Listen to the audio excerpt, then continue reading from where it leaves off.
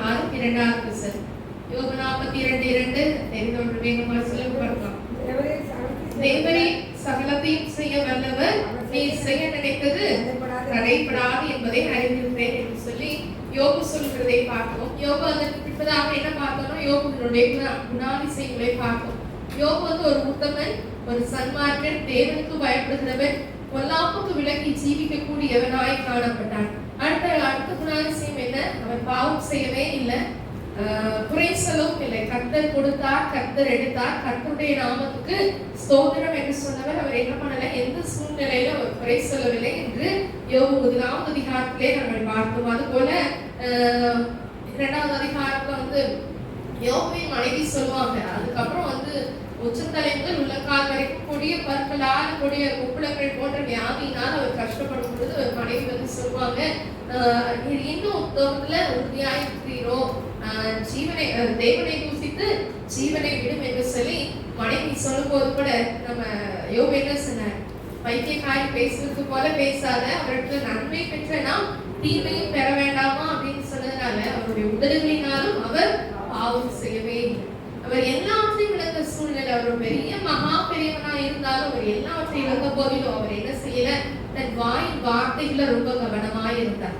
உதடுகளினால பாவம் செய்யவில்லை என்று பார்த்தோம். அடுத்து யோபுனுடைய குணாதிசயங்கள், அவருடைய நண்பர் யோபுவை குறித்து சொல்லும் பொழுது, உங்களுடைய வார்த்தைகளினால மற்றவங்களை நீங்க தேய்னீங்க, தன்னாடுகிற கைகளை என்ன பண்ணீங்கன்னா, யோபு 4வது அதிகாரம் 3-4 வசனத்துல, யோபு 4வது அதிகாரம் 3வது வசனம் 4வது வசனம், இதோ நீர் அநேகருக்கு புத்தி சொல்லி இணைத்த கைகளை திடப்படுத்தினீர், விழுகிறவனை உடைய வார்த்தைகளால் நிற்க பண்ணி தள்ளாடுகிற முழங்கால்களை பலப்படுத்தினீர். அப்ப அநேக விழுந்து போகக்கூடிய சூழ்நிலை இருக்கிறவங்களுக்கு இவருடைய வார்த்தை எப்படிப்பட்டதா இருந்தது? ஒரு பலனுள்ளதா இருக்குது. ஒரு திடப்படுத்துகிற வார்த்தையை மகன் பேசுகிறவராய் காணப்பட்டார். அடுத்து என்ன காரியங்களை பார்த்தோம்? அவர் விசுவாச வார்த்தைகளை பேசினார். மீட்பர் உயிரோடு இருக்கிற யோபு 19வது அதிகாரத்துல சொல்லப்பட்டதுபடி, என் மீட்பர் உயிரோடு இருக்கிறார் என்று அவர் கடைசி நாள்ல வருவார்ன்றதை நான் பார்ப்பேன். அந்நிய கண்கள் அல்ல, என் சொந்த கண்களை என்ன பண்ணும்? அதை காணும் என்று சொல்லி அவருடைய வார்த்தைகள் விசுவாசம் உள்ள வார்த்தைகளாய் காணப்பட்டது. அவரை காணத்தை குறித்ததான ஒரு கவலை இல்லாதபடி, கவலை இல்லைன்னு என்று சொல்ல முடியாது. அவருடைய துக்கம் மகா பெரிய துக்கமா இருந்தது. ஆனாலும் என்ன பண்ணல? அவர் விசுவாசம் உள்ள வார்த்தைகளை பேசுகிறவராய் காணப்பட்டார்.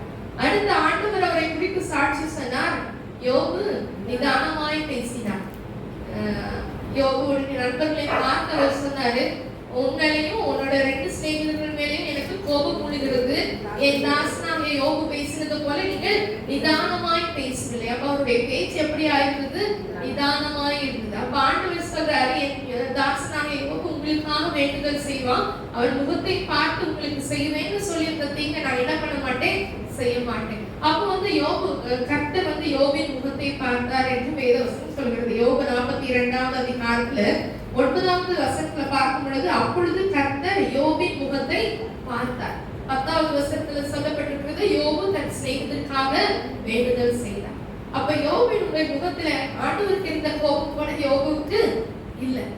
அவர் தன்னுடைய சிநேகிதருக்காக வேண்டுதல் செய்த போது கர்த்தர் அவன் சிறையிருப்பை மாற்றினார். யோபு முன்னிருந்த எல்லாவற்றையும் பார்க்கும் 2 ஆசீர்வாதத்தை அவன் சுதந்திரிக்கிறவனாய் காணப்பட்டான். இப்ப யோபினுடைய குணாதிசயங்களை பார்த்த அந்த முகத்தை குறித்து பார்க்கும். முகம் எப்படி இருந்தது? ஆண்டவர் நம்முடைய முகத்தை பார்க்கிறார். காயினை போல எரிச்சலுள்ள முகமோ, அல்லது எசேக்கியா ராஜாவுடைய கண்ணீரின் முகமா இருக்கிறதா, அல்லது இங்க யோபுவை போல சிநேகிதருக்காக வேண்டுதல் செய்கிற ஒரு முகமா, ஆபிரகாமை போல பரிந்து பேசுகிற முகமா அப்படி சொல்லி என்ன பண்றாரா? ஆண்டவர் நம்முடைய முகத்தை பார்க்கிறவரா இருக்கிறார். நம்முடைய முகத்தை பார்த்துதான் ஆண்டவர் என்ன செய்யறாரு? அவர் செய்ய நினைத்த காரியத்தை செய்கிறார். அவர் செய்ய நினைத்தது ஒன்றுமே தடைபடாதுன்னா நாம சில காரியங்களை என்ன பண்ணணும்?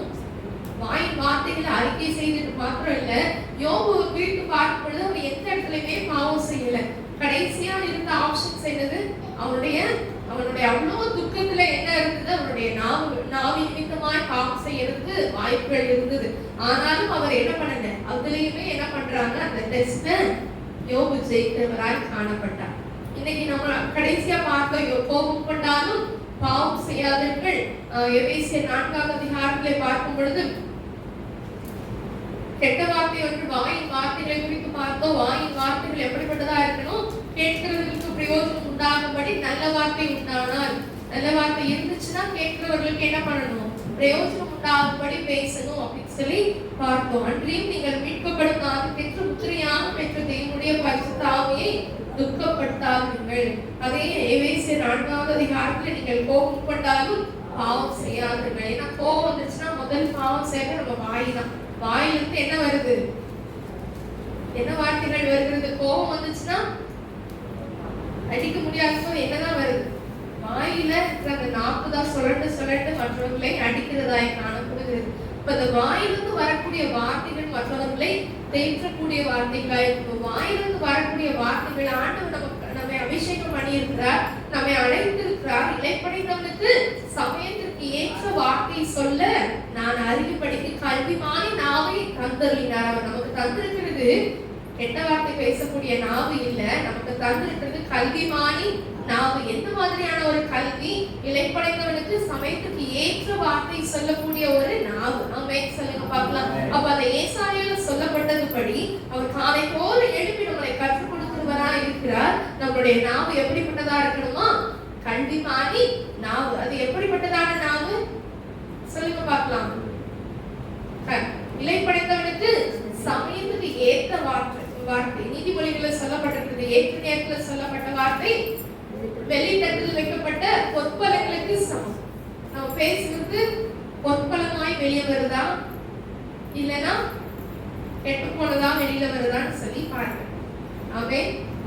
ஒரு பழமே இருந்தாலும் அது நம்ம எடுத்து புசிக்கிறோம் அப்படின்னு சொன்னா அது வந்து பார்க்கறதுக்கு கொஞ்சம் எப்படி இருக்கணும்? ஏன் பார்த்த மாதிரி வாழைப்பழம் சாப்பிட்றவங்க எத்தனை பேர் இருக்காங்க? கருப்பு இத்தினோடு கூட என்ன பண்ணக்கூடாது, இருக்கக்கூடாது. அப்படின்னா ரொம்ப நல்லா இருக்குன்னு சொல்லி என்ன பண்ணுவோம்? சூஸ் பண்ணி எடுக்கும். அது கெட்டு போன பழத்தை நம்ம எடுத்து சாப்பிட முடியுமா? அது என்ன ஆகும்? நம்மளுடைய சரீரத்தை இன்னுமே என்ன ஆயிரும்? கெடுத்துரும். அப்ப நம்ம வாயிலிருந்து வருகிற வார்த்தை எப்படிப்பட்டதான வார்த்தையா இருக்கணும்? ஏற்ற சமயத்துல சொல்லப்படுகிற வார்த்தை வெள்ளி தட்டில் வெளியேற பெற்றது பொற்பலங்களுக்கு சமம். அது அழுகி போன பழமாய் வெளியில வரக்கூடாது. அதான் சொல்லுங்களேன். சமயத்திற்கு ஏற்ற வார்த்தை சொல்ல நான் அறியும்படிக்கு கல்விமானி நாவை தந்தருளினார். உலக கல்வி கிடையாது, ஆண்டவர் நம்மை அபிஷேகித்திருக்கிறார். அதனாய் சொல்லப்பட்ட வார்த்தை என்பது அநேகருக்கு பேச தெரியாத நம்மளுக்கு ஆண்டவர் வாயில வார்த்தைகளை வைத்திருக்கிறார். ஞானிகளை வெட்கப்படுத்தும்படி தேவன் பைத்தியமானவைகளை தெரிந்து கொண்டார். இன்னைக்கு நம்மள பார்த்து யாராவது பைத்தியம் சொன்னா நம்மளோட நாம் என்ன செய்யும்? சிரிக்குமா? நம்ம சிரிப்போமா? பைத்தியம் சொல்ற என்ன வரும்? அப்ப சொல்ல ஞானிகளை வெட்கப்படுத்துறதுக்கு தான் ஆண்டவர் இந்த பைத்தியத்தை தெரிந்து கொண்டார். ஆமென் சொல்லுங்க பார்க்கலாம். அப்படிப்பட்டதான வார்த்தைகளை பேசும் பொழுது அதுக்கப்புறம் பைத்தியம் சொன்னவங்க மறுபடியும் வேற ஏதாவது சொல்லுவாங்க? சொல்ல மாட்டாங்க. ஆமென் சொல்லுங்களேன். நம்ம திருப்பி உங்களை பைத்தியம்னு திட்ட வேண்டியது இல்லை. அவங்க நீ ரொம்ப பெரிய அப்படின்னு பேச வேண்டிய அவசியமே இல்லை. நீங்க வசனத்தை வச்சு என்ன பண்ணலாம்? வாயில கர்த்தருடைய வார்த்தைகள் இருக்கிறது. மரணமும் ஜீவனும் நாவின் அதிகாரத்தில் இருக்கிறது. ஆமென் சொல்லுங்க பார்க்கலாம். அப்ப அப்படிப்பட்டதான வார்த்தைகளை நாம் பேசும்படியா தேவன் நம்மளை அழைத்திருக்கிறார். ஹல்லேலூயா. அடுத்து எபேசியர் 4 அதோட தொடர்ச்சியை பார்ப்போம். எபேசியர் 4வது அதிகாரம் 29வது வசனத்திலிருந்து வாசிப்போமா? எபேசியர் 4:29. கெட்ட வார்த்தை ஒன்றும் உங்கள் வாயிலிருந்து புறப்பட வேண்டாம், பக்தி விருத்திக்கு ஏதுவான நல்ல வார்த்தை உண்டானால் அதையே கேட்கிறவர்களுக்கு பிரயோஜனம் உண்டாகும்படி பேசணும். இருந்துச்சுன்னா எப்படி?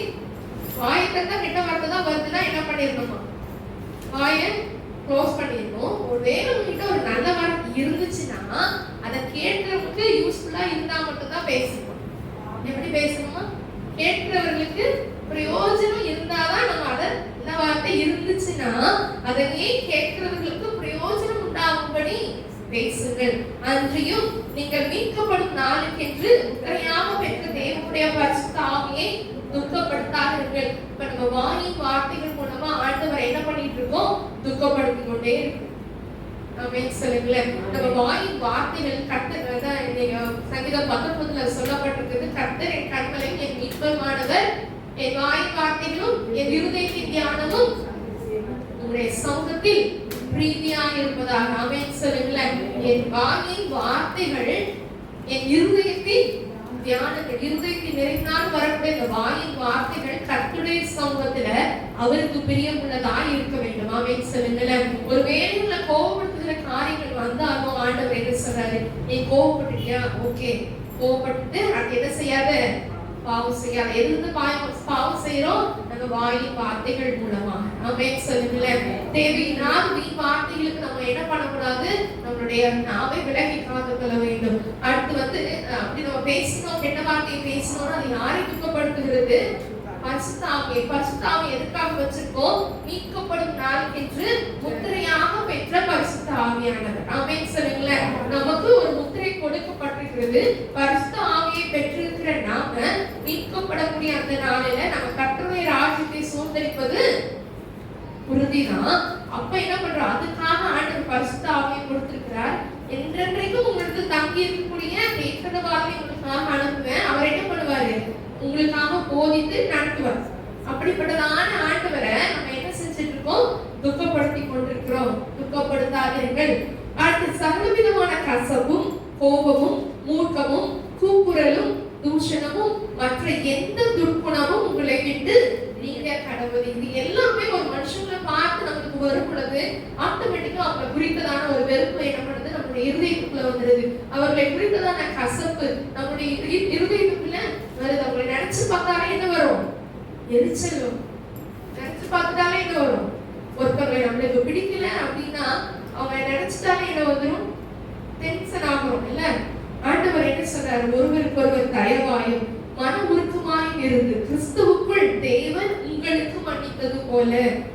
சொல்லுங்க பார்க்கலாம். கிறிஸ்துவுக்குள் தேவன் உங்களை மன்னித்தது போல, என்னை மன்னித்தது போல நீங்களும் ஒருவருக்கொருவர் மன்னிங்களா. ஆண்டவர் நம்மளை எவ்வளவு அழகா மன்னிச்சிருக்கிறார் இல்லையா. சொல்லுங்க பார்க்கலாம். பழைய பாட்டு காலத்தின் படியாக பார்க்கும்போது கண்ணுக்கு கண் பல்லுக்கு பல், உடனே என்ன கிடைக்கும், ஒரு பனிஷ்மெண்ட். ஆண்டவர் அவருடைய சொந்த ரத்தத்தை சிந்தி இலக்கியமாய் உங்களை என்னை மீட்டெடுத்திருக்கிறார்னா நம்ம வாயில வர வார்த்தைகள் எல்லாம் பேசுவதற்காகவா? சொல்லுங்க பார்க்கலாம். நம்ம வாயில வரக்கூடிய வார்த்தைகளை பேசுவதற்காக தேவன் நம்மளை அழைக்கவே இல்லை. ஆண்டவர் சொல்றாரு, நான் மன்னிச்சது மாதிரி நீங்களும் என்ன பண்ணுங்க, ஒருத்தருக்கு ஒருத்தர் மன்னியுங்கள். அப்ப மன்னிக்கக்கூடிய ஸ்வாவம் ஆண்டவர் என்ன பண்றாரு, நம்ம கிட்ட எதிர்பார்க்கிறார். யோபு என்ன செய்யறாரு, தன்னுடைய சிநேகிதர்கள் அவ்வளவு நிந்தித்து பேசின போதும், தன்னுடைய நண்பர்கள் அவரை ஏளனமாய் பேசின போதும் அவருக்காக வேண்டுதல் செய்தார். இன்னைக்கு நம்மளை பார்த்து பரியாசமாய் பேசுறவர்கள் இருக்கலாம், நம்மளை பார்த்து நம்ம முகத்துக்கு உண்மைதாகவே நம்மளை நிந்தித்து பேசலாம். ஆனா அவர்களுக்கும் உங்களுக்கும் ஒரு வித்தியாசம் உண்டு. நீங்க ஆராதிக்கிற தேவன் அவர் எப்படிப்பட்டவர், அன்புள்ளவர். ஆமென் சொல்லுங்க பார்க்கலாம். நான் ஆராதிக்கிற தேவன் மன்னிக்கிறவர். ஆமென். அவர் என்னை மன்னிச்சிருக்கிறார். அப்ப என்ன பேசுறாங்களா நான் என்ன செய்யணும், மன்னிக்கணும். யோபு எப்படி அவருடைய சிநேகிதரை சிநேகிதருக்காக சும்மா ஜெபிக்க முடியுமா?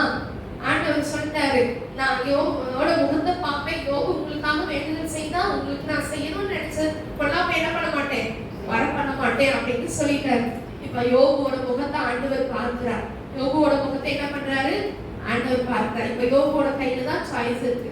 அவர் எந்த மாதிரி ஜெபிச்சிருப்பார்?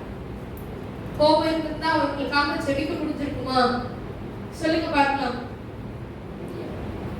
கோபம் இவ்வளவு நாள் ஆண்டவரே இந்த 3 பேர் தான் வச்சு நான் பாடா பட்டு நம்ம பேசியே நான் கொண்டாங்கன்னு சொல்லல. யோபு தன் சிநேகிதருக்காக வேண்டுதல் செய்தார். கர்த்தர் அவர் சிறையில் போய் மாற்றினார். இன்னைக்கு நம்மளை வேதனைப்படுத்தக்கூடிய எந்த நபராக இருந்தாலும் சரி அவங்கள மன்னிக்கணும். ஆமென் சொல்லுங்களேன். யோபு மன்னிச்சதுனாலதான் என்ன பண்றாரு, ஜெபிச்சார். அவருக்குள்ள அந்த நண்பர்களை குறித்ததான கசப்போ வெறுப்போ இருந்திருந்தா அவருக்கு ஜெபம் வந்திருக்காரு. ஆமென். யோபுக்கு முன்னிருந்த எல்லாத்தையும் பார்க்கணும். ரெண்டத்தனையான ஆசீர்வாதம் வந்துச்சுன்னா அவர் மன்னிக்கிற குணமுள்ளவராய் காணப்பட்டார். ஒருவருக்கு ஒருவர் மன்னிங்கள், கிறிஸ்து உங்களை மன்னித்தது போல. ஆமென் சொல்லுங்களேன். ஏசப்பா எப்படி மன்னிச்சாரு? அவர் மன்னிக்கிறதுக்கு தயை பெற்றவராக இருக்கிறார். ஆமென் சொல்லுங்களேன். நம்ம சின்ன வயதுல எத்தனையோ பாவங்களை செஞ்சிருப்போம். ஆனா ஏசப்பா என்ன பண்றாங்க, இந்த முறை என் பிள்ளை திரும்பிடுவான், இந்த முறை என் பிள்ளை திரும்பிடுவான் அப்படின்னு சொல்லி வாய்ப்பு கொடுத்து இந்த நாட்டில் இந்த இடத்துல கொண்டு வந்து வச்சிருக்கிறார். ஆமென் சொல்லுங்களேன். ஆண்டவர் கிருபையின் நாட்கள் கிருபையாய் நமக்கு நேரத்தை தந்திருக்கிறார். வாயின் வார்த்தைகள்ல நம்ம கவனமாய் இருக்கணும். ஆமென் சொல்லுங்களேன். கசப்பான வார்த்தைகள் வேண்டாம், வெறுப்பான வார்த்தைகள் வேண்டாம். மன்னிக்கிற குணத்தை ஆண்டவர்கிட்ட இன்னைக்கு என்ன பண்ண போறோம்? கேட்க போகிறோம். கொலோசியர் 3ஆம் அதிகாரம் 12ஆம் வசனத்தில் வாசிப்போம். கொலோசியர் 3ஆம் அதிகாரம் 12ஆம் வசனத்திலிருந்து வாசிப்போம் 15ஆம் வசனம் வரை. கொலோசியர் 3:12 15. ஆகையால் நீங்கள் தேவனால் தெரிந்து கொள்ளப்பட்ட பரிசுத்தரும் பிரியருமாய் உருக்கமான இரக்கத்தையும் தயவையும் மனத்தாழ்மையும் சாந்தத்தையும் நீடிய பொறுமையையும் தரித்து கொண்டு ஒருவரை ஒருவர் தாங்கி ஒருவர் பெயரில் ஒருவருக்கு குறைவான உண்டானால் கிறிஸ்து உங்களுக்கு மன்னித்தது போல ஒருவருக்கு ஒருவர் மன்னியுங்கள். இவை எல்லாவற்றின் மேலும் பூரண சற்குணத்தின் கட்டாகிய அன்பை தரித்துக் கொள்ளுங்கள். தெய்வ சமாதானம் உங்கள் இருதயங்களில் ஆளக்கடவுது. இதற்கென்றே நீங்கள் ஒரே சரீரமாக அழைக்கப்பட்டீர்கள். நன்றிகள் உள்ளவர்களாயும் இருங்கள். ஆமென் சொல்லுங்க பார்க்கலாமே. ஆமென் சொல்லுங்க. நாம எதற்கென்று அழைக்கப்பட்டிருக்கிறோம்? இவ்வளவு ஒன்றையும் உள்ள வச்சிருக்கிறது தான் அழைக்கப்பட்டிருக்கிறோம். ஆமென் சொல்லுங்களேன். மற்ற ஜனங்களிலிருந்து வேறுபடுத்தி எடுத்த தேவன் நம்மளை எப்படி இருக்க வேண்டும் என்று விரும்புகிறார்? நீங்கள் தேவனால் தெரிந்து கொள்ளப்பட்ட பரிசுத்தர். ஆமென் சொல்லுங்க. உலகத்தில் இருக்கிற யாராவது ஒருத்தர் நம்மளை பார்த்து பரிசுத்தர்னு சொல்லுவாங்களா? ஆண்டவர் சொல்றார், நீங்க தேவனால் தெரிந்து கொள்ளப்பட்ட பரிசுத்தர். அதனால பரிசுத்தரும் தேவனுக்கு பிரியமான ஜனங்களா இருக்கிறதுனால இருதயம் எப்படிப்பட்டதா இருக்கணும்? இரக்கம் உள்ளதா இருக்கணும், தயவா இருக்கணும், மனத்தாழ்மையா இருக்கணும், சாந்தம், நீடிய பொறுமை. இது எல்லாத்தையும் வச்சுட்டு ஒருவருக்கு ஒருவர் குறைபாடு இருந்துச்சுன்னா, நம்ம ஒருத்தருக்கு ஒருத்தர் ஏதாவது மனக்கசப்பு இருந்ததுன்னா என்ன பண்ணணுமா? மன்னிக்கணும். மன்னிக்க வேண்டிய இடத்துல நாம என்ன செய்யணும்? மன்னிக்கணும். ஒருவர் பேரில் ஒருவர் குறைபாடு இருந்தா கிறிஸ்து மன்னிச்சது போல. ஆமென் சொல்லுங்களேன். ஆண்டவர் மன்னிப்பதற்கு மன்னிக்க முடியாத அளவுக்கான குற்றங்களை எல்லாம் நம்ம என்ன பண்ணிருக்கலாம்? செய்திருக்கலாம். ஆனாலும் அவரோட சொந்த பிள்ளையா ஏற்றுக்கொண்டதுனால என்ன பண்றாரு? மன்னித்து கொண்டே இருக்கிறார். கிறிஸ்து உங்களுக்கு மன்னிச்சது மாதிரி நீங்களும் ஒருவர் பேரில் உள்ள ஒருவருக்கு ஒருவர் என்ன பண்ணுங்க? மன்னியுங்கள். இது எல்லாத்துலயும் என்ன பண்றாரு? ஆண்டவர் சொல்றாரு, இதற்கென்றே நீங்க ஒரே சரீரமாக அழைக்கப்பட்டிருக்கீங்க. இந்த திருச்சபையில இருக்கிற நாம அவயவங்களா இருக்கிறோம். கர்த்தருடைய சபை அவயவங்களா இருக்கிறோம். அப்ப நம்ம எப்படிப்பட்டவர்களா இருக்கணும்? ஒருவருக்கு ஒருவர் மன்னிக்கக்கூடிய ஒரு காரியங்களே இருக்கணும். ஆமென் சொல்லுங்க. இதற்கென்றே நம்ம அழைக்கப்பட்டிருக்கிறோம். நம்மை அழைத்த தேவன் உண்மையுள்ளவர் என்று சொல்றோம். ஆனா அழைத்ததன் நோக்கம் என்ன? தேவன் நம்ம அழைச்சிருக்கிறாரு. தேவன் நம்மை வேறு பிரித்தெடுத்திருக்கிறாரு. அந்த நோக்கம் என்ன? நம்ம மன்னிக்கிறோமா? நம்ம இல்ல இருதயத்துக்குள்ள இன்னும் கசப்பா சுமந்துகிட்டே இருக்கிறோமாங்கிறது என்னது? ஒரு பெரிய கேள்விக்குறிதான். ஏன்னா பல நேரங்கள் இருதயத்துல இருக்கக்கூடிய கசப்பு நிமித்தம் அடுத்து என்ன ஆகுது? கோபம், எரிச்சல் எல்லாம் வந்த உடனே என்ன போயிருக்குன்னா தெய்வ சமாதானம் போயிருக்கு. 15ஆவது வசனத்துல வாசிக்கும் பொழுது தேவன் சமாதானம் உங்கள் இருதயங்களில் ஆழக்கடவுது. அப்ப ஆண்டவருடைய சமாதானத்தை தேவன் நமக்கு என்று வைத்திருக்கிறார். அதுதான் இருதயங்களில் இருக்கிறது. ஆமென் சொல்லுங்க பார்க்கலாம். அடுத்த ஒரு காரியத்தை எடுத்து வாசிக்கலாம். மார்க் 11ஆம் அதிகாரம் 25ஆம் வசனம் 26ஆம் வசனம். மார்க் 11ஆம் அதிகாரம் 25 26. நீங்கள் நின்று ஜெபம் பண்ணும்போது ஒருவன் பேரில் உங்களுக்கு யாதொரு குறை உண்டாயிருக்குமானால் பரலோகத்தில் இருக்கிற உங்கள் பிதா உங்கள் தப்பிதங்களை உங்களுக்கு மன்னிக்கும்படி அந்த குறையை அவனுக்கு மன்னியுங்கள். நீங்கள் மன்னியாதிருப்பீர்களானால் பரலோகத்தில் இருக்கிற உங்கள் பிதாவும் உங்கள் தப்பிதங்களை மன்னியாதிருப்பார் என்றார்.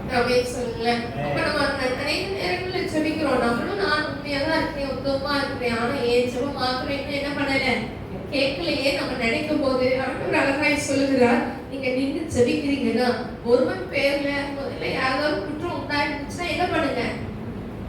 நம்ம காணிக்க கொண்டு வர்றதுக்கு முன்னாடியே ஆண்டவர் இந்த காரியத்தை சொல்லியிருக்கிறார். என்னவா? காணிக்க போடுறதுக்கு நீ வர்றதுக்கு முன்னாடி உன் சகோதரனோட உனக்கு ஏதாவது பிரச்சனைனா என்ன பண்ணு? காணிக்கைய வச்சுட்டு நீ போய் சகோதரன்ட்ட ஒப்புரவு வாங்கிட்டு தான் வந்து என்ன பண்ணணுமா? காணிக்கைய செலுத்தணும். அப்பதான் ஆண்டவர் அங்கீகரிப்பாராம். இங்க ஜெபிக்கும் போது ஒருவன் பேர் உங்களுக்கு யாரும் குறை உண்டாயிருக்குமானால் பரலோகத்தில் இருக்கிற உங்கள் பிதா உங்கள் தப்பிதங்களை உங்களுக்கு மன்னிக்கும்படி அந்த குறையை அவனுக்கு மன்னிங்கள். இன்னும் நம்ம கிட்ட இருக்கக்கூடிய இந்த கசப்பை ஆண்டவர் மன்னிக்கணும்னா முதல்ல நம்ம மத்தவங்களை என்ன பண்ணணுமா? மன்னிக்கணும். ஆமென் சொல்லுங்களேன். மற்றவர்களை மன்னிக்கக்கூடிய இருதயத்தை தேவன்கிட்ட நம்ம என்ன பண்ணணும்? கேட்டு பெற்றுக்கொள்கிறவர்களாக காணப்படணும். இப்ப ஜெபிக்கும் போது நிச்சயமா நான் தெரிஞ்சோ தெரியாமலோ செஞ்ச தப்ப என்ன பண்ணுங்க, இந்த ஜெபத்துக்கு தடைவராக படிக்கு என்ன மன்னிச்சிருங்க கேட்கறது இல்ல. நீங்க யார் பேர குறைபாடு இருந்தீங்கன்னா அதை என்ன பண்ணணும்? மற்றவர்கள் பேரில் உங்களுக்கு குறைபாடு இருந்துச்சுன்னா என்ன செய்யணும்? அவனுக்கு நீங்க மன்னிச்சிருங்க. அந்த இன்னும் அந்த பாரத்தை என்ன பண்ணாதீங்க, தூக்கி சுமந்துகிட்டே இருக்காதீங்க. கிறிஸ்து உங்களுக்கு மன்னிச்சது போல நீங்க மன்னிங்க. நீங்க மத்தவங்களை மன்னிக்கலன்னா ஆண்டவர் உங்களை மன்னிக்கவே மாட்டார். ஆமென். நம்ம நினைக்கிறோம் இயேசுவா என்னை மன்னிச்சுட்டு நம்ம பரலோக ராஜ்யத்துக்கு என்ன பண்ணிடுறோம், போயிடணும்னு நம்ம நினைக்கிறோம். ஆனா நம்ம இன்னும் மன்னிக்கலையே. ஒரு அழகாய் ஒரு ஓமைன்னு சொல்லியிருப்பாரு. என்ன பண்ணிருப்பாரு? ஒரு இந்த கடன் கொடுத்துருப்பாரு. அவர் இந்த கடன் கொடுத்தவர் என்ன பண்ண மாட்டாரு? கடன் கொடுத்தவர் வந்து கடன் வாங்கினவர்கிட்ட வந்து சரி ஓகே பாவம் மன்னிச்சு விட்டுருவாரு. அது பெரிய கடன். அந்த மன்னிக்கப்பட்டவர் அவர்கிட்ட வாங்கின கடனை என்ன பண்ணுங்க, திருப்பி தாங்கன்னு மறுபடியும் அங்க போய் கடத்தை பிடிக்கும் போது அந்த செய்தி மன்னித்தவருக்கு தெரியுது. உடனே என்ன பண்ற, நான் உனக்கு மன்னிச்சேன் இல்ல, நான் கூட கடனை விட்டுட்டேன், அப்ப நீயும் என்ன செஞ்சிருக்கணும், அதை செய்திருக்கணும்ல சொல்லிட்டு என்ன பண்றாரு, அவர் தூக்கி அவருக்கான பனிஷ்மெண்ட்டை கொடுக்கப்பட்டது. அப்ப இன்னைக்கு ஆண்டவர் நம்மளை மன்னிச்சிருக்கிறாருன்னா நாமளும் எப்படிப்பட்ட குணம் உள்ளவர்களாய் இருக்கணும், மன்னிக்கிற குணம் உள்ளவர்களாய் நம்ம காணப்படணும். அப்பதான் ஆண்டவர் என்ன செய்ய முடியும், ஆண்டவர் நம்மளுடைய சத்தத்தை கேட்க முடியும். இல்ல அப்படின்னா நம்மளுக்கும் அவருக்கும் நடுவாக என்ன இருக்கிறது, ஒரு சுவர் கேட்கக்கூடாத படிக்கான ஒரு சுவர் அடைக்கப்பட்டிருக்கிறது. ஆமென். அடுத்த ஒரு காரியம் மத்தேயு 6வது அதிகாரம் 12-14 வசனத்தை வாசிக்கும் பொழுது, பரமண்டலங்கள் சுகம் எல்லாருக்கும் தெரியும் இல்லையா?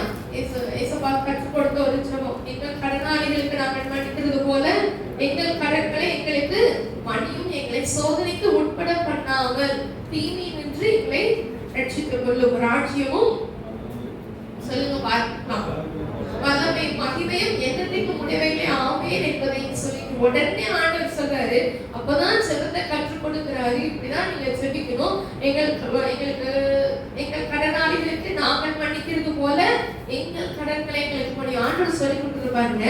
நீங்க எந்த அளவுக்கு மன்னிக்கிறீங்களோ அந்த அளவுக்கு தான் ஆண்டவர் நம்மளுடைய தப்பிதங்களை என்ன பண்ணுவாரா, மன்னிப்பாரா. ஆமென் சொல்லி முடிச்சவரை அதோட முடிச்சு கொடுக்கல, உடனே சொல்லி கொடுக்கிற காரியம், மனுஷனுடைய தப்பிதங்களை நீங்கள் அவர்களுக்கு மன்னித்தால் உங்கள் பரமபிதா உங்களுக்கும் மன்னிப்பார். ஆமென். நீங்க மன்னிச்சீங்கன்னா உங்களுக்கு மன்னிப்பு, நீங்க மன்னிக்கல அப்படின்னா என்ன இல்லை, மன்னிப்பே கிடையாது. எப்ப மன்னிக்க மாட்டோம், இருதயத்துக்கு நாம பேசின வார்த்தைகளை சுமந்துகிட்டே இருக்கிறோம் அப்படின்னா மன்னிப்பே நாம ஒன்றும் மன்னிக்கலன்னு அர்த்தம். நமக்கு விரோதமாய் பேசினவர்களை நாம் என்ன செய்கிறவர்களாய் காணப்பட வேண்டும், மன்னிக்கிறவர்களாய் காணப்பட வேண்டும். மத்தேயு 5வது அதிகாரம் 44வது வசனத்துல, நான் உங்களுக்கு சொல்லுகிறேன், உங்கள் சத்துருக்களை சிநேகியுங்கள், உங்களை சபிக்கிறவர்களை ஆசீர்வதியுங்கள், உங்களை பகைக்கிறவர்களுக்கு நன்மை செய்யுங்கள், உங்களை நிந்திக்கிறவர்களுக்காகவும் உங்களை துன்பப்படுத்துகிறவர்களுக்காகவும் ஜெபம் பண்ணுங்கள். இது வந்து மன்னிக்கிறதோட அடுத்தபடிதான் எனக்கு சத்துருக்களை சிநேகியுங்கள். சத்துருக்களை என்ன பண்ணணுமா, நமக்கு தீங்கு நினைக்கும் சத்துருவை என்ன பிசாசா, பிசாச நேசிங்கன்னு சொல்லப்படுகிறதா? இல்ல, உன் வீட்டாரே உனக்கு, உன் வீட்டார்ல எல்லாம் சத்துரு நான் சொல்லி தரல, அதுதான் வேதவசனம். வீட்டாரே உனக்கு சத்துரு. நமக்கு என்ன வருது, அவங்க மேல நல்ல என்ன வருது, கோபம் வருது. வீட்டுக்குள்ளதான் முதல்ல என்ன பண்றான், சமாதானத்தை கெடுக்கக்கூடிய காரியங்கள் குடும்பத்துக்குள்ளதான் வருது. என்ன பண்ணணுமா, சத்துருக்களை சிநேகியுங்கள். உங்கள் சமாதானத்தை குலைக்கக்கூடிய யாரா இருந்தாலும் சரி, யாருடைய வார்த்தைகளா இருந்தாலும் அவங்க சத்துருவா இருந்தா, எனக்கு சத்துருவா இருக்கிறான் அப்படின்னு சொல்லலாம். சத்துருக்களை என்ன பண்ணணுமா, எல்லாம் சிரிச்ச முகத்தா சொல்லுங்க பார்க்கலாம். என் சத்துருவை நான் சிநேகிப்பேன்னு சொல்லுங்க, எல்லாம் சிரித்த முகத்தோட. சத்துருக்களை என்ன பண்ணுங்க, சிநேகியுங்கள். அடுத்தது சபிக்கிறவர்களை ஆசீர்வதியுங்கள். ஆமென் சொல்லுங்க. சபிக்கிறவர்கள நீ நல்லாவே இருக்க மாட்டேன்னு யாராவது உங்களை பார்த்து சொல்லும் போது நீ நல்லா இரு அப்படின்னு சொன்னா அவங்களுக்கு என்ன வந்துடும், சிரிப்பே வந்துடும். அது கொஞ்சம் நல்லாவே இருக்க மாட்டேன் கோவமா ஒருத்தவங்க சொல்றாங்கன்னா சரி நீ நல்லா இருப்போம் அப்படி நம்ம கோவமா சொல்லக்கூடாது. எப்படி சொல்லணும்? நீ நல்லா இரு, நீ ஆசீர்வாதமா இரு. ஜெபிக்கும் போது என்ன பண்ணணும்? உங்களுக்கு யார் மேல கோவம் இருக்கோ அவங்கள ஆசீர்வதிக்க. ஏசப்பா நான் அவங்களை என்ன பண்றேன்? ஆசீர்வதிக்கிறேன். ஆமென் சொல்லுங்க பார்க்கலாம். யார் மேல வைராக்கியம் இருக்குதோ அவங்களை என்ன பண்ணுங்க? ஏசப்பா நான் அவங்களை ஆசீர்வதிக்கிறேன். என்ன சபிச்சாங்க அவங்களை நான் என்ன பண்றேன்? ஆசீர்வதிக்கிறேன். ஆமென் சொல்லுங்களேன். இதெல்லாம் என்னதுன்னா நம்மளால முடியவே முடியாது. ஒரு சாதாரண மனுஷனால என்ன பண்ண முடியாது? இதை செய்யவே முடியாது. நமக்கு ஆண்டவர் முத்திரையாக ஒன்று கொடுத்திருக்கிறார். மீட்கப்படும் நாளுக்கென்று அந்த முத்திரையை நமக்கு கொடுத்திருக்கிறார். அந்த பரிசுத்த ஆவியானவர் நம்மளுக்குள்ள இருக்கும் பொழுது அவர் சகல விதமான ஆறுதலின் தேவன். அந்த வார்த்தைகளை என்ன பண்ண மாட்டார்? நம்மை மேற்கொள்ள விட மாட்டார். ஆமென். அப்ப என்ன செய்வோம்? என்ன சபிச்சவங்களை நான் என்ன பண்றேன்? ஆசீர்வதிக்கிறேன் ஏசப்பா. நம்ம வாயிலை திறந்து சொல்ல வைப்பார். அடுத்தது உங்களை பகைக்கிறவர்களுக்கு நன்மை செய்யுங்கள். ஆமென் சொல்லுங்க. நம்மள பகைக்கிறவங்களுக்கு வேலை ஸ்தலத்திலயா இருந்தாலும் சரி, தொழிலையா இருந்தாலும் சரி, அவங்களுக்கு என்ன செய்யணும்? உங்களை பகைக்கிறாங்கன்னு தெரிஞ்சாலும் நம்ம என்ன செய்கிறவர்களா காணப்படணுமா? அவங்களுக்கு தேவைப்படுகிற நேரத்துல உனக்கு நன்மை செய்யும்படி திராணி இருக்கும் போது அதை செய்யத்தக்கவர்களுக்கு செய்யாமல் அதை வண்டியில குடிச்சுக்கிறது செய்யத்தக்கவர்களுக்கு அப்படின்னு சொல்லிட்டு ஆண்டவர் சொல்லியிருக்கிறார். பகைக்கிறவங்களுக்கு நம்ம என்ன செய்யணுமா? நன்மை செய்யணும். அவனே என் பகையாளி, நம்ம போனா நம்ம ஏதாவது ஹெல்ப் கேட்டா கூட நம்மள என்ன பண்ணிடுவான்? ஏத்துக்க மாட்டான். நம்மளாம் ஒரு முடிவு எடுத்துட்டு நம்ம போய்க்கிறோம். நாம என்ன செய்யணும்? நன்மை செய்கிறவர்களாய் காணப்பட வேண்டும். யோபு அவரை பாத்தீங்கன்னா அவர் புத்தி சொல்லி என்ன பண்ணாரா? கையில விடப்பட்டார். வார்த்தையினால விழப்போறவங்க தாக்கி பிடித்தாராம். தன்னாடு முழங்காக நிற்க பண்ணினாராம். ஒருவேளை அவர்கள் எல்லாம் ஒரு ஆண்களை யோபுவுக்கு விரோதமா பேசியிருந்திருக்கலாம். ஆனாலும் இவருடைய வார்த்தை எப்படிப்பட்டதா இருந்தது? நன்மை செய்கிறதாய் காணப்படுகிறது. அப்ப நம்மளுடைய வார்த்தைகள் எப்படி இருக்கணும்? நம்மளை பகைச்சாலும் அவர்களுக்கு எப்படி இருக்கணும்? நன்மை செய்கிறதாய் காணப்படணும். ஆமென். அவர்கள் இடறுவதற்கு ஏதுவான வார்த்தைகளோ மற்றவர்களுக்கு தீமை செய்யக்கூடிய வார்த்தைகளோ நம்ம என்ன பண்ணக்கூடாது? பயன்படுத்தவே கூடாது. அடுத்து என்ன சொல்லப்பட்டிருக்கிறது? உங்களை நிந்திக்கிறவர்களுக்காகவும் உங்களை துன்பப்படுத்துகிறவர்களுக்காகவும் ஜெபம் பண்ணுங்கள். ஏன்னா நிந்தனையின் வார்த்தைகளை கேட்டு நம்ம என்ன செய்ய முடியாது? ஹாப்பியா இருக்கவே முடியாது. செய்யாதப்பெல்லாம் செஞ்சுக்கணும்னு சொல்லிட்டாலே நமக்கு என்ன ஒரு ஆட்டோமேட்டிக்கா செய்யாத எதுக்கு சொல்றேன்? நான் செஞ்சது என்னன்னாலும் நீ சொல்லு. செய்யாத விஷயத்தை எதுக்கு செஞ்சேன்னு சொல்றேன் அப்படின்னு சொல்லி என்ன வரும்? கோபம். உங்களை நிந்திக்கிறவங்க, உங்களை கஷ்டப்படுத்துறவங்க, உங்களை துன்பப்படுத்துறவங்க எல்லாருக்காக என்ன செய்யணுமா? ஜெபம் பண்ணணும். யோபு செஞ்சாரா? அவரை நிந்தித்து பேசினாங்க.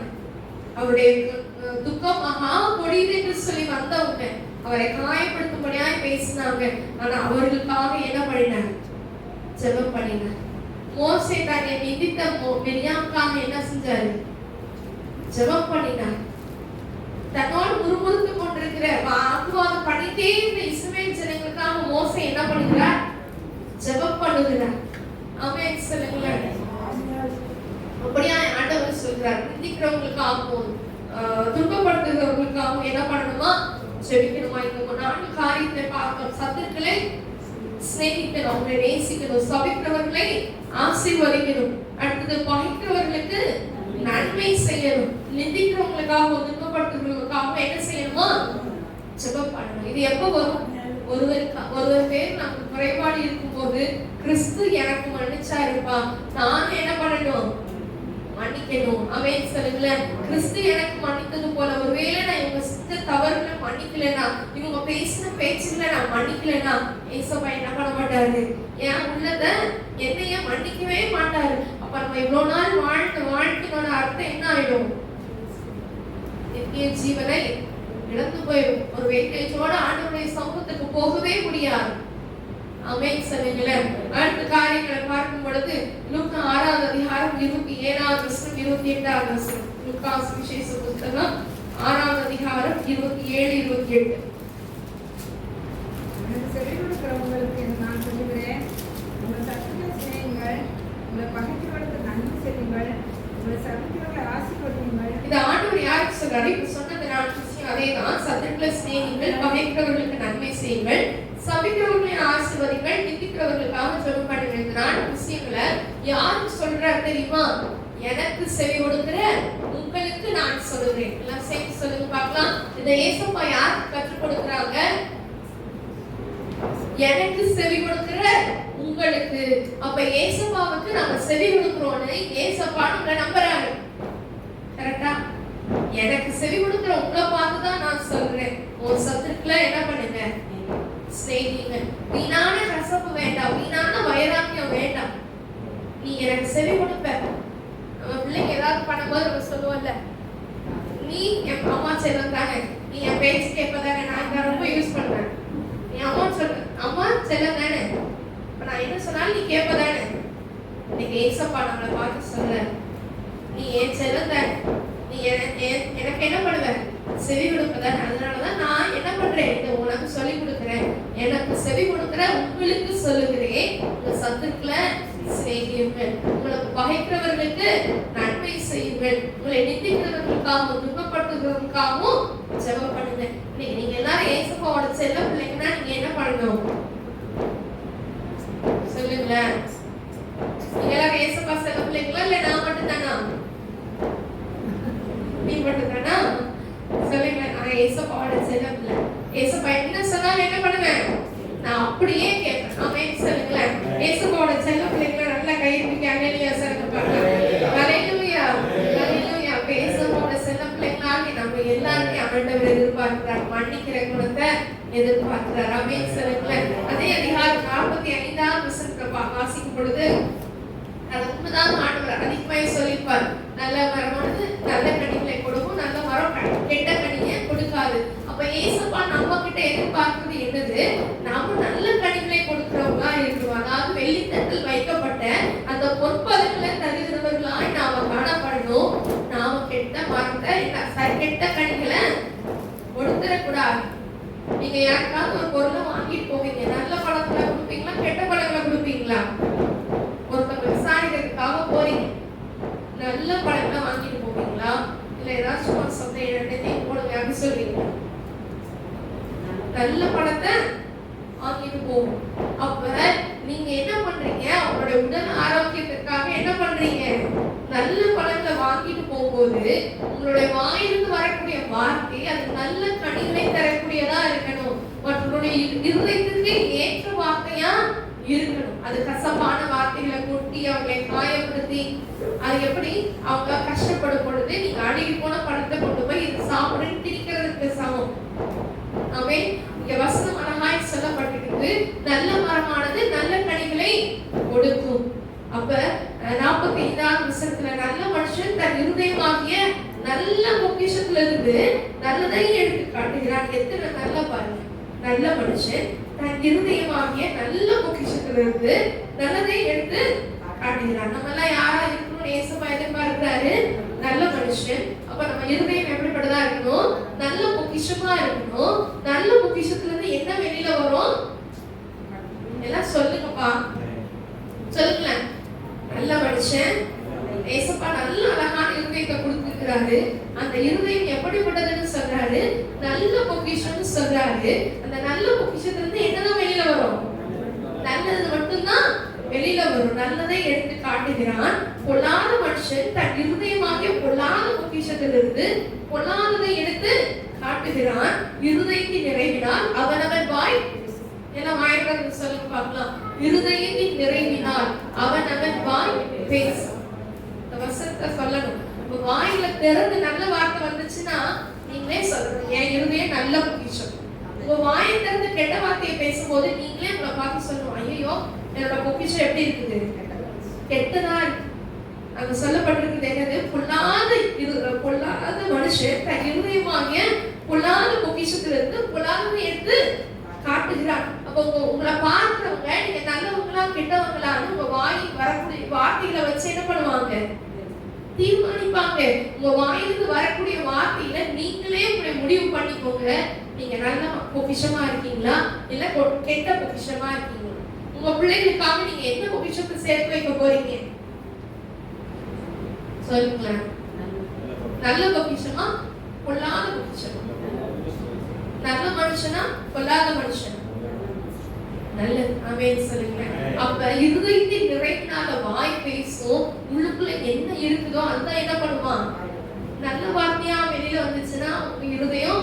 நல்ல பொக்கிஷம். தேவையில்லாத வார்த்தைகள் வந்துச்சுன்னாவே நீங்க கெட்டு போயிட்டீங்க. ஆவிக்குரிய வாழ்க்கையில உங்களால கண்டித்தர முடியாது. ஆமென் சொல்லுங்களேன். அது எப்படிப்பட்டதா இருக்குது? பொற்பலமா இல்ல, அழுகி போன பழத்தை உள்ளுக்குள்ள வச்சிருக்கீங்க. அது என்ன ஆகும்? நீங்க ஒரு டேபிள்ல கொஞ்ச நாள் ஒரு பழத்தை வச்சிருக்கீங்க, அது என்ன ஆகும்? அப்படியே இருந்துச்சுன்னா அழுகி போகும். அழுகி போய் நல்ல ஸ்மெல் கொடுக்குமா? ஒரு கெட்ட வாசனைய கொடுக்கும். நம்மள குறித்ததான வாசனைய நம்மளே என்ன பண்ணிடுறோம்? கெடுத்து விடுவோம். அந்த வாசனை எல்லாருக்கும் பிடிக்குமா? உடனே என்ன பண்ணணும்? கிளீன் பண்ணுகிறவர்களாய் காணப்படுறோம். ஆனா இன்னும் நம்மளுடைய இருதயம் கிளீன் பண்ணப்படாமலே இருக்கிறது. கசப்புள்ள இருக்கு. அது பொல்லாத பொக்கிஷமா இருக்குது. ஆண்டவர் நமக்காக மன்னிச்சாரே. அவர் சிலுவையில இருக்கும் பொழுது கூட என்ன பண்ணாரு? அவரை நிந்தித்தவர்களை மன்னித்தாரே. அவர்களை ஏளனமாய் பேசினவங்களை பார்த்து பிதாவே இவர்களுக்கு மன்னியும், தாங்கள் செய்யறது இன்னதுன்னு தெரியாம இருக்கிறாங்களேன்னு சொன்னாரே. அவர் மறிக்கும் தருவாயில் அவர் அதை சொன்னார். இன்னைக்கு நாம எந்த மாதிரி இருக்கிறோம்? ஆண்டவர் நம்மள நல்ல நிலைமையில தான் வச்சிருக்கிறார். ஆமென் சொல்லுங்க. நேசப்பா நம்மள நல்ல நிலைமையில தான் வச்சிருக்காங்க. இன்னும் மன்னிக்க வேண்டிய காரியங்கள் நிறைய இருக்கு. தேவன் நமக்கு தருணத்தை கொடுத்து வைத்திருக்கிறார். ஆமென் சொல்லுங்க பார்க்கலாம். தேவன் நமக்கு கொடுத்திருக்கிற இந்த தருணத்துல நாம என்ன செய்யணும்? மன்னிக்க வேண்டியவர்களை மன்னிச்சுட்டு இந்த இருதயமாகிய பொக்கிஷம் அது நல்ல பொக்கிஷமாய் மாற்ற வேண்டும். ஆமென் சொல்லுங்க. உங்க பொக்கிஷத்தை எங்க சேர்த்து வைக்கணும்னு ஆண்டவர் சொல்லியிருக்கிறாரு. சொல்லுங்க, வாய்ப்புல தரன்னு சொல்லுங்க. பரலோகத்துல உங்க பொக்கிஷத்தை சேர்த்து வையுங்கள். அங்க என்ன இல்ல? எதுவுமே இல்ல. அது பூச்சி இல்ல, திருட மாட்டான் அப்படின்னு சொன்னாரு. அந்த பொக்கிஷம் கெட்டதா இருந்துச்சுன்னா ஏசுப்பா பரலோகத்தை நாரம்பிட்டு இருப்பாரா? சொல்லுங்க பார்க்கலாம். நம்ம வீட்டுல எப்படி ஒரு பழம் நம்ம டேபிள்ல இருக்கு, நம்ம மொத்த வீட்டை நாரடிச்சதுன்னா முதல்ல என்ன பண்ணுவோம்? தூக்கிட்டு போய் கிணத்துல போடுவோம். இப்ப நம்மளுடைய பொக்கிஷம் பரலோகத்துல அது கெட்டதா இருந்துச்சுன்னா ஏசப்பா என்ன பண்ணுவாங்க? கிளீன் பண்ணி கிணத்துல இல்ல எங்க போடுவாரு?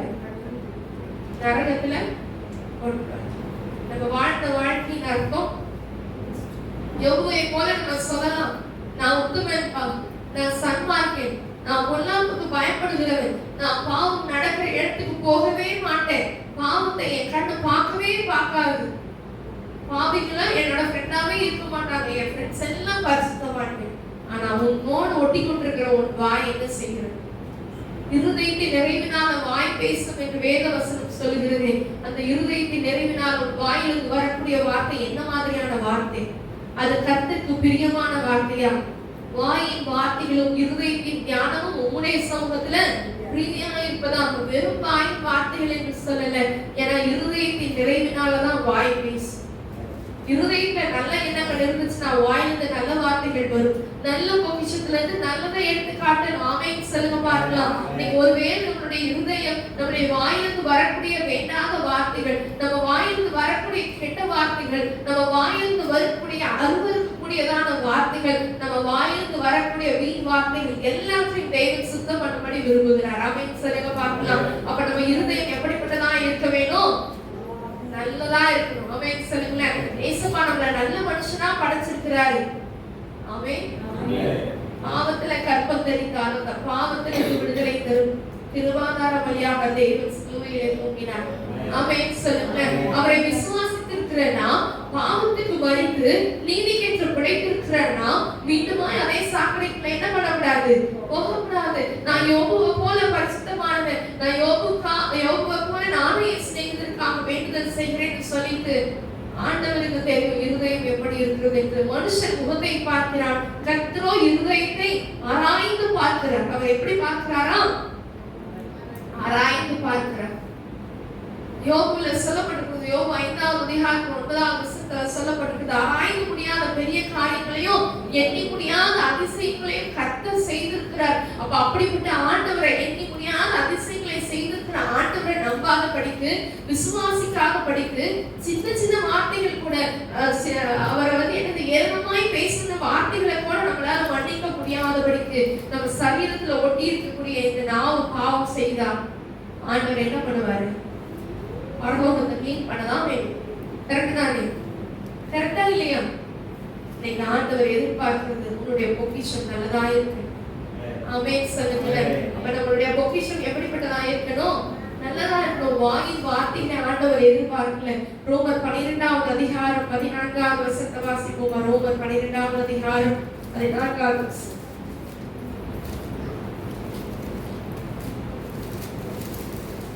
ரோமர் 12வது அதிகாரம் 14வது வசனம். உங்களை துன்பப்படுத்துகிறவர்களை ஆசீர்வதியுங்கள், ஆசீர்வதிக்க வேண்டியதே என்று சபியாதிருங்கள். 17வது வசனம் 18. இது அதே வசனங்கள் தான். துன்பப்படுத்துறவர்களை நம்ம என்ன செய்யணும்?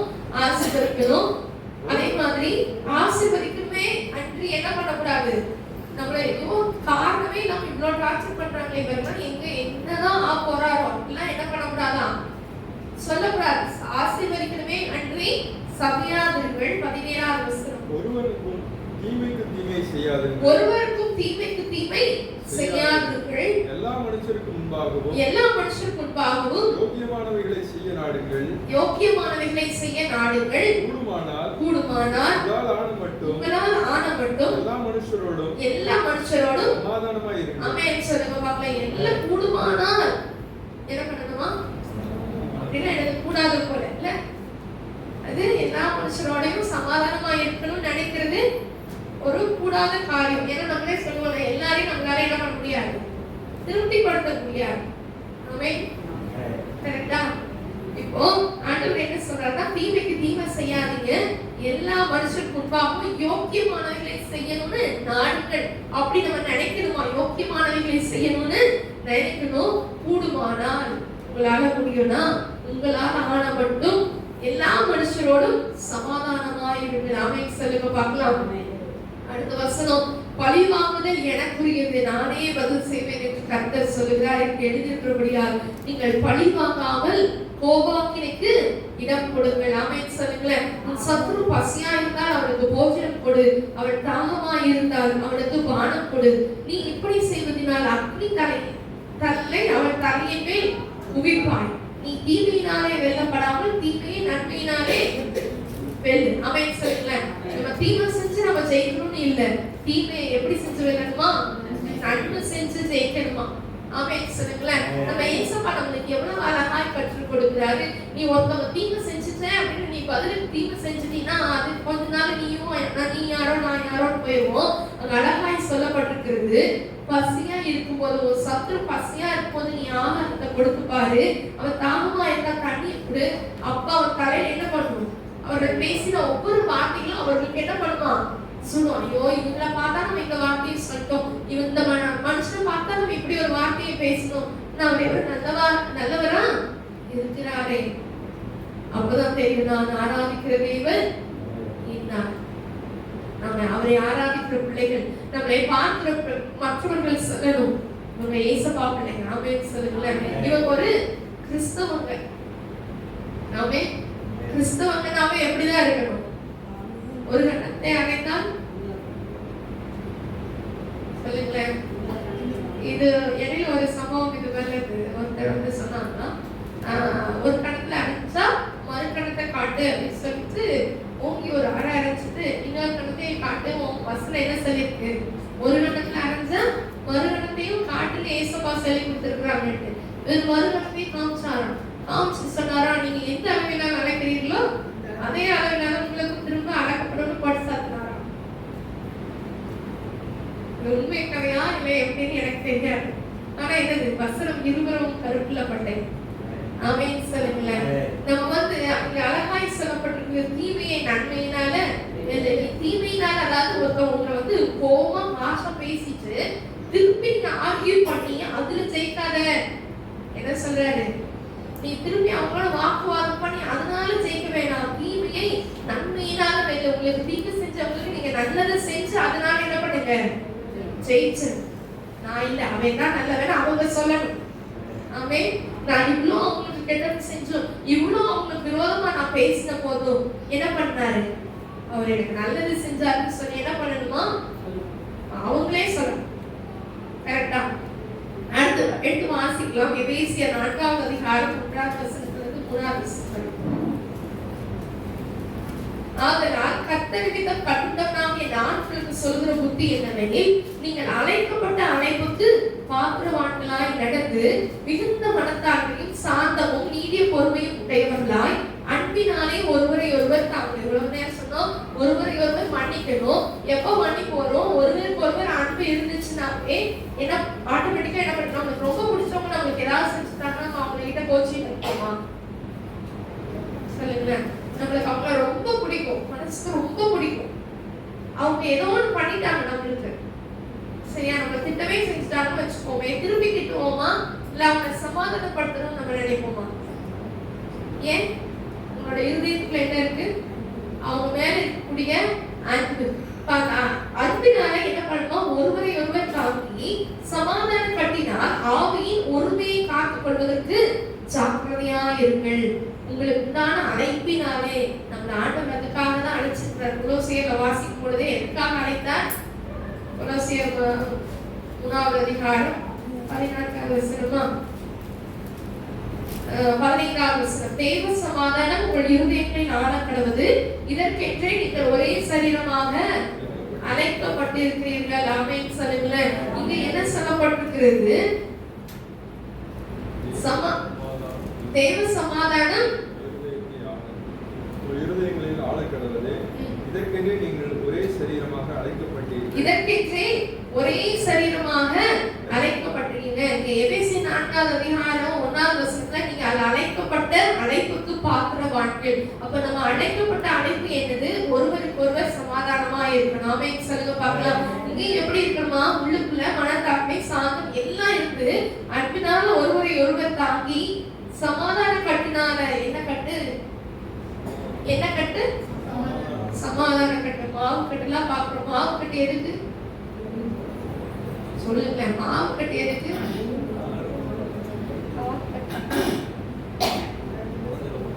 சமாதான கட்டு. என்ன கட்டு? மாவு கட்டு எதுக்கு? கையை உடைச்சிருந்ததுன்னா, கையில எந்த எலும்பு உடைச்சாலும் அது உறுப்புல நம்ம உடம்போட கரெக்டா மறுபடியும் என்ன பண்ணணும்? சேரணும். அதுக்கு மாவு கட்டு போடுறோம். இங்க என்ன சொல்லப்பட்டிருக்கிறது? சமாதான கட்டினால் ஆவியின் ஒருமையை காத்துக்கொள்வது. அப்ப சமாதான கட்டினால் என்ன பண்ணணுமா? அப்ப ஒருத்தர் கூட நம்மளோட ஐக்கியம் புரியப்படுகிறதுனா நம்மளுக்குள்ள ஒரு கட்டு வேணும். சேர்த்து கட்டப்பட வேண்டியது சமாதான கட்டு. ஆமென் சொல்லுங்க பார்க்கலாம். ஆண்டவர் எப்படி உலகத்தார் மாவு கட்டு கண்டுபிடிச்சாங்களோ அதே காரணத்துக்காக இயேசுப்பா சமாதான கட்டையும் வச்சிருக்கிறார். ஆமென் சொல்லுங்க. சமாதான கட்டினால் ஆவியின் ஒருமையை காத்துக்கொள்ளணும், ஒன்னா இருக்கணும். ஆவியில நம்ம எப்படிப்பட்டவங்களா இருக்கணும்? ஒரே எப்படி இருக்கணும்? ஒரே சரீரமா இருக்கணும். ஒரே அவயவங்கள்ல இருக்கிற நாம என்ன பண்ணக்கூடாது? சொல்லுங்களேன். சொல்லுங்க. நம்ம என்ன செய்யக்கூடாது? ஒரே அவயவங்களா இருக்கிறவங்க ஒருவருக்கு ஒருவர் குறைபாடோட இருக்கக்கூடாது. ஒருவருக்கு ஒருவர் கிறிஸ்து மன்னித்தது போல மன்னிக்கணும். அப்ப தெய்வ சமாதானம் இருதயத்தை ஆளும். ஆமென் சொல்லுங்க பார்க்கலாம். எபேசியர் 3வது அதிகாரம் 16-17 வாசிக்கும் பொழுது அவருடைய ஆவியினாலே உள்ளான மனுஷனில் வல்லமையாய் பலப்படவும் விசுவாசத்தினாலே கிறிஸ்து உங்கள் இருதயங்களில் வாசமாய் இருக்கவும் நீங்கள் அன்பிலே வேர் ஊன்றி நிலை பெற்றவர்களாகிய. அன்பிலே எப்படி இருக்கணுமா? வேறு ஊனணும். வேறு இருந்தாலும் அது என்ன பண்ணுவோம்? வேர் கீழே நல்லா ஊன்றி இருந்தாலும் என்ன பண்ணும்? அது அந்த செடி ஸ்ட்ராங்கா இருக்கும், அந்த மரம் ஸ்ட்ராங் ஆகும். அடுத்தது கனிகளை கொடுக்கும். வேர் ஊன்றணும். ஆமென் சொல்லுங்களேன். நாம எப்ப கனி கொடுக்க முடியும்? அன்பில வேர் ஊன்றினாதான் நம்மளால என்ன செய்ய முடியும்? கனிகளை கொடுக்க முடியும். ஆமென் சொல்லுங்க பார்க்கலாம். அப்ப விசுவாசத்தினாலே கிறிஸ்து உங்கள் இருதயங்களில் வாசமா இருக்கும். ஏசப்பா நம்ம இருதயத்துல வாசமா இருக்கணும்னா எதுல நாம் வேர் ஊன்றினவர்களாய் காணப்படணும்? அன்பில. நமக்கு செடிகள் மரங்கள்லாம் இருக்குது. இப்ப ஆலமரம்னு பாத்தீங்கன்னா அது ஸ்ட்ராங்கான வேர் இருக்கும். அதுல எத்தனை இது இருக்கும்? அது கிட்ட போனீங்கன்னா சாயங்காலத்துல போனாலே அத்தனை பறவைகளும் அங்க வந்து என்ன பண்ணும்? தங்கும் இல்லையா? எப்ப போனாலும் ஆலமரத்துக்கு கீழே போனா ஒரு நிலையில நம்மளால அது எந்த சீசன்ல போனாலும் என்ன பண்ணும்? ஆலமரத்துக்கு கீழே சில்லுன்னு ஒரு நிழல் கொடுக்கும். ஏன்னா அது கீழே வேறு நல்லா ஊன்றப்பட்டிருக்கு. இங்க கிறிஸ்து நம்மளுக்குள்ள வாசம் பண்ணணும்னா நாம எப்படிப்பட்டவர்களாய் இருக்கணும்? அன்பில வேர் ஊன்றி கட்டப்பட்டவர்களாய் காணப்பட வேண்டும்.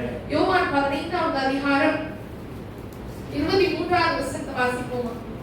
யோவான் 15வது அதிகாரம் 23வது வசனம். என்னை பகைக்கிறவன் என் பிதாவையும் பகைக்கிறான். 14வது அதிகாரம் 23வது வசனம். இயேசு அவனுக்கு பிரதியுத்தரமாக, யோவான் 14வது அதிகாரம் 23வது வசனம். இயேசு அவனுக்கு பிரதியுத்தரமாக, ஒருவன் என்னில் அன்பாய் இருந்தால் அவன் என் வசனத்தை கைக்கொள்ளுவான். அவனில் என் பிதா அன்பாய் இருப்பார். நாங்கள் அவனிடத்தில் வந்து அவனோட வாசம் பண்ணுவோம். அவன் சொல்லுங்களேன், இப்ப கிறிஸ்து வாசமா இருக்கிறதுக்கு நாம எப்படி அன்புல வேறுபடணுமோ, அப்ப ஆண்டவர் சொல்றாரு, நான் வந்து நீ உன்கிட்ட வாசமா இருக்கணும்னா நீ எப்படி இருக்கணும்? அன்பா இருக்கணும். ஒருவன் என்னில் அன்பா இருந்தால், ஏசப்பா மேல நம்ம அன்பா இருந்தோம்னா ஏசப்பா என்ன பண்றாரா, நம்ம கூட வந்து வாசம் பண்ணுவார்.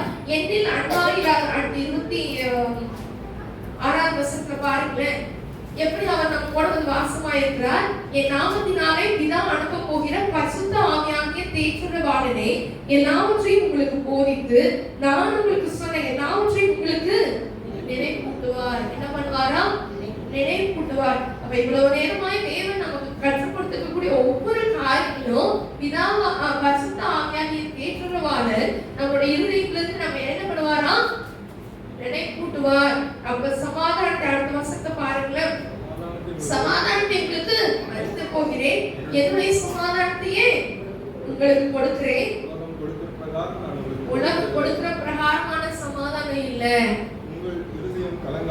உங்கள் இருதயம் கலங்காமலும் பயப்படாமலும் இருப்பதாக. அப்ப உலகம் கொடுக்கிற மாதிரியான சமாதானம் இல்ல. யாராலையும் ஒரு சமாதானத்தை எடுக்க முடியாத ஒரு சமாதானத்தை தேவன், ஒருவராலையும் வைக்கவும் எடுக்கவும் முடியாத அந்த சமாதானத்தை தேவன் நம்மளுக்குள்ள வைத்து போகிறார். உங்களுடைய இருதயம் என்ன பண்ண வேண்டாம், எந்த மனுஷங்களை குறித்தும் கலங்க வேண்டாம், எந்த மனுஷங்களை பார்த்து பயப்பட வேண்டாம். ஏன்னா உங்க இருதயத்துக்குள்ள ஏசப்பா வாசப்படுவார். அப்படின்னு சொல்லுங்களேன். இப்ப ஏசப்பா நம்மளுக்குள்ள பரிசுத்த ஆவியாகிய தேற்றவாளர் நம்மளுடைய இருதயத்தை ஆளுகை செய்யும் போது தெய்வ சமாதானம் நம்மளுடைய இருதயத்தை ஆளுகை செய்யும். இப்ப நமக்கு தெய்வ சமாதானம் நமக்குள்ள நம்மளுடைய உள்ளத்துக்குள்ள வேணுமா, இல்ல கசப்பான காரியங்கள் நம்மளுக்குள்ள வேணுமா? தெய்வ சமாதானம் நம்மளுடைய இருதயத்துக்குள்ள இருக்கணும் அப்படின்னா நம்ம எப்படிப்பட்டவர்களா இருக்கணுமா? அன்புள்ளவர்களா இருக்கணுமா? ஆமென் சொல்லுங்களேன். அன்பு வந்துச்சுனாவே ஆட்டோமேட்டிக்கா நம்ம என்ன செஞ்சிருவோம்? ஒருவருடைய குறைபாடுகளை ஒருவர் மன்னிப்போம். ஆமென் சொல்லுங்களேன். மன்னிப்பதற்கு நமக்கு இருதயத்தை நம்ம என்ன பண்ண மாட்டோம்? விட்டு கொடுக்க மாட்டோம். சில நேரத்துல பாத்தீங்கன்னா நம்ம மேல தப்பு நம்மளுக்கே தெரியும், ஆனால் என்ன ஒரு என்ன வந்துடும்? ஈகோ. நம்ம போய் எப்படி அவங்க மன்னிக்கிறது? நான் எதுக்காக அவங்க மன்னிக்கணும்? அவங்க வந்து மன்னிப்பு கேட்கணும். அப்படிப்பட்டதான காரியத்தை தேவன் என்ன பண்ணல, விரும்பல. உனக்கு குறைபாடு இருந்துச்சுன்னா நீ மன்னிச்சு, அவங்க பேசின வார்த்தைகள் உன்னை சபிக்கிறதா காணப்பட்டுச்சுன்னா உங்களை ஆசீர்வதி. உனக்கு கேவலமா பேசணும், உங்களை கஷ்டப்படுத்துறதுக்காக என்ன பண்ணணுமா? செபிக்கணும். ஆமென் சொல்லுங்களேன். அப்ப யோபு இத்தனை காரியங்கள் இருந்ததுனாலதான் கர்த்தர் அவன் சிறையிருப்பை மாற்றினார். ஆமென் சொல்லுங்களேன். தேவரே சகலத்தையும் செய்ய வல்லவர், நீ செய்ய நினைத்தது ஒன்றும் தடைபடாது என்பதை அறிந்திருக்கிறேன். ஆண்டவர் என்ன பண்ணாரு? ஒண்ணுமே இல்லாத இடத்துல இருந்து யோபனுடைய வாழ்க்கை தலைகீழாய் மாற்றினார். ஒரே நாள்ல அவருடைய வாழ்க்கை தலைகீழாய் மாறியது. ஆனா மறுபடியும் ஆண்டவர் அவருடைய வாழ்க்கையை கண்டுபிடித்தார். இருதயம் எப்படிப்பட்டதா இருக்கணும்? அவங்க பேசுற பேச்சுக்கெல்லாம் நம்ம என்ன பண்ண முடியாது. நீ ரொம்ப பெரியவங்க நினைச்சிட்டு இருக்கிறீரோ, அப்படியோ இப்படியோ எல்லாம் பேசினாங்க. காயப்படுத்துகிற வார்த்தைகள் அது இருதயத்துக்குள்ள கொண்டு வரக்கூடாது. ஆமென் சொல்லுங்களேன். நல்ல ஒரு காரியத்தை நம்ம ஞாபகம் வச்சுக்கணும். பரிசுத்த ஆவியானவர் நினைப்புடுவார். நீங்க கோபப்படும் பொழுது ஆண்டவர் நினைப்புடுவார். கோபம் பண்ணிட்டியா, ஓகே, என்ன பண்ணாத, பாவம் செஞ்சிடாத, இந்த வார்த்தையை பேசிடாத என்ன பண்ணுவாரு? ஆண்டவர் நினைப்புடுவார். அப்ப ஆண்டவர் மேல நம்ம அன்புள்ளவர்களா இருந்தோமானால் நம்ம என்ன செய்வோம்? நல்ல பொக்கிஷமா வச்சிருப்போம். கனிகளை, நல்ல கனிகளை தருகிறவர்களாய் காணப்படுவோம். ஆமென் சொல்லுங்களேன். இன்னைக்கு தேவனின் நம்மளுடைய வாழ்க்கையில தேவன் நமக்கென்று வைத்திருக்கிற ஆசீர்வாதங்களும் திட்டங்களும் இன்னும் நிறைவேறாமல் இருக்கிறதற்கு காரணம் நம்முடைய வாயின் வார்த்தைகள், மற்றவர்களை காயப்படுத்துகிறதான வார்த்தைகள். அது மாத்திரம் வேண்டாம். ஆமென் சொல்லுங்களேன். மற்றவர்கள் கிட்ட வாங்கின வார்த்தைகளை நம்ம மன்னிக்கிறவர்களா இருக்கும். நாம் பேசின வார்த்தைகள் மட்டும் இல்ல, மற்றவங்க நம்மளை பார்த்து பேசின வார்த்தைகளையும் நாம் மன்னிக்கிறவர்களாய் நாம காணப்படணும். அப்ப எல்லா புத்திக்கும் மேலான தேவ சமாதானம் உங்க இருதயத்தை என்ன செய்யும்? ஆளுகை.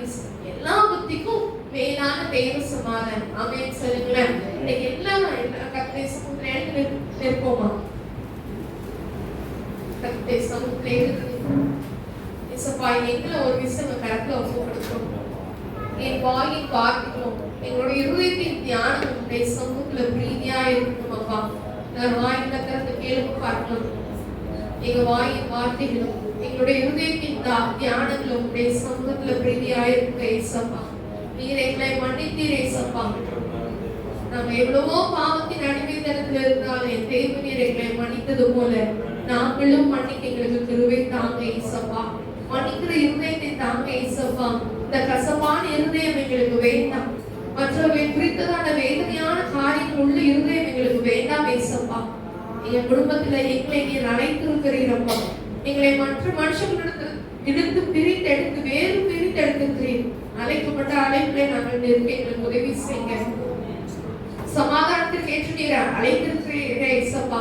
நீர் கலகத்திற்கு தேவனாயிராமல் சமாதானத்திற்கு தேவனாயிருக்கிறீர் என்று வேத வசனம் சொல்லுகிறது.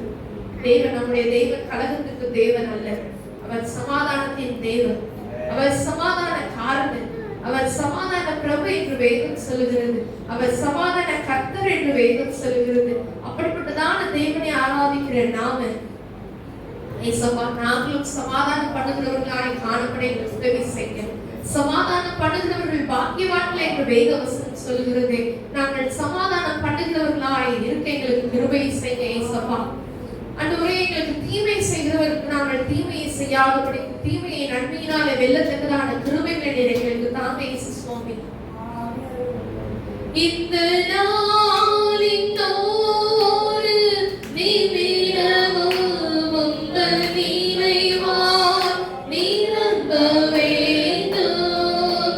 இந்த நாளின் தோறு நிமிடமும் உங்கள் நினைவால் நிரம்ப வேண்டும். என் வாயின் வார்த்தை எல்லாம் பிறகாய மாற்ற வேண்டும். என் வாயின் வார்த்தை எல்லாம் பிறகாய மாற்ற வேண்டும். மீண்டுமாய் வாய் காத்தில் என் வாயின் வார்த்தை எல்லாம் பிறகாய மாற்ற வேண்டும். என் வாயின் வார்த்தை எல்லாம் பிறகாய மாற்ற வேண்டும். என் வாயின் வார்த்தை எல்லாம் பிறகாய மாற்ற வேண்டும்.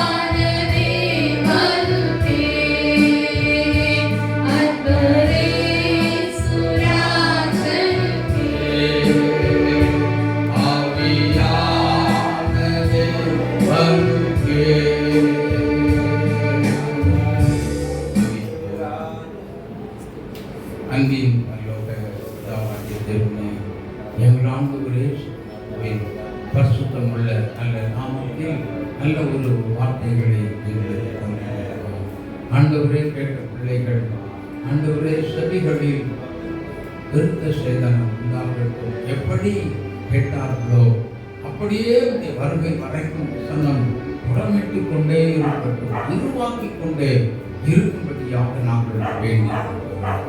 அந்த பிள்ளைகள் எல்லாத்தையும் ஆசீர்வதிக்கும்படியாக சொல்லிக்கிறோம். வியாதிகள், பலகீனங்கள், சதவீனங்கள் எல்லாமே விலகி போகட்டும். கர்த்தருடைய நாமத்தில் விடுதலை உண்டாவதாக அந்த தந்திர கிரியைகள் எல்லாம் இயேசு கிறிஸ்துவின் நாமத்தில் அழிக்கப்படுவதாக. பெரிய விடுதலை கட்டளையிட்டார். ஆசீர்வதியும் நடக்கும் பொருட்படுத்தி நடக்கும். வெறுமை அனுப்பாதபடி ஆசீர்வதிக்கிறார். இயேசுவின் நாமத்தில் பிதாவே. நாமாவே கர்த்தரை ஸ்தோத்திரி. என் உள்ளமே பரிசுத்த நாமத்தை ஸ்தோத்திரி. நாமாவே கர்த்தரை ஸ்தோத்திரி. அவர் செய்த சகல உபகாரங்களையும் மறவாது. ஆமென், ஆமென்.